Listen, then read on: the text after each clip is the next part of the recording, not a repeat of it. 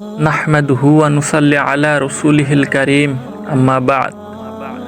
আল্লাহ সুবহানাহু ওয়া তাআলা বলেন, কিয়ামতের দিন 3 শ্রেণী ব্যক্তির সাথে আমি কথা বলবো না, তাদেরকে পবিত্রও করব না, এমনকি তাদের কোনো কথাও শুনবো না।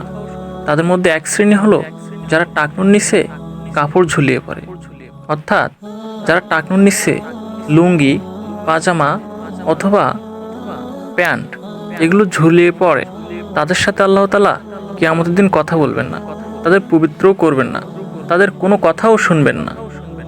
আমাদের সমাজে এমন অনেক লোকই আছে যারা অবজ্ঞাবশত, ভুলবশত টাকনুর নিচে প্যান্ট, লুঙ্গি অথবা পাজামা এগুলো ঝুলিয়ে পড়ে। এগুলো খুবই মারাত্মক গুনাহ। এটি সামান্য মনে হলেও এর গুনাহ কিন্তু অত্যন্ত মারাত্মক। আপনি ভেবে দেখেন, কিয়ামতের দিন আল্লাহ তাআলা যদি আপনার কথা না শুনেন, আল্লাহ তাআলা আপনাকে যদি দয়া না দেখান, আপনি কিভাবে জান্নাতে যাবেন? সুতরাং কাজটি সামান্য মনে হলেও আমরা এই গুনাহটা থেকে বেঁচে থাকার চেষ্টা করব। দ্বিতীয় শ্রেণীর ব্যক্তিরা হলো যারা মিথ্যা কসম কেটে ব্যবসা করে। আমাদের সমাজে এমন অনেক লোকই আছে যারা মিথ্যা কসম কেটে ব্যবসা করে। ব্যবসায়ী ভাইরা বলে থাকে, কসম দিয়ে বলে থাকে যে আমার এটা এই দামে কেনা, আমার জিনিসটা ভালো হবে, আমার জিনিসে কোনো ভেজাল নেই। এই মিথ্যা কথা যদি তারা কসম কেটে বলে, তাহলে আল্লাহ তাআলা কিয়ামতের দিন তাদের সাথে কথা বলবেন না, তাদের কোনো কথাও শুনবেন না।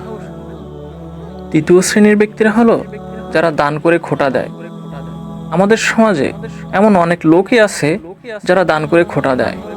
তারা দান করে ঠিকই, কিন্তু দান করার পরে তারা আবার বলে বেড়ায়, বলে আমি এটা দান করেছি, আমি ওখানে দান করেছি, আমি ওটা দান করেছি, আমি তোমাকে এটা দান করেছি, এরকম খোটা দেয়। এমন ধরনের ব্যক্তিরাও কিয়ামতের দিন আল্লাহ তাআলা এদের সাথে কথা বলবেন না, এদেরকে পবিত্রও করবেন না, এমনকি তাদের কোনো কথাও শুনবেন না। এই গুনাহগুলো অতি সামান্য আমাদের কাছে মনে হলেও এর পরিণাম কিন্তু অত্যন্ত ভয়াবহ। এজন্য আল্লাহ যেন আমাদের সকলকে এমন গুনাহ থেকে বেঁচে থাকার তৌফিক দান করুক। আমিন ইয়া রাব্বাল আলামিন।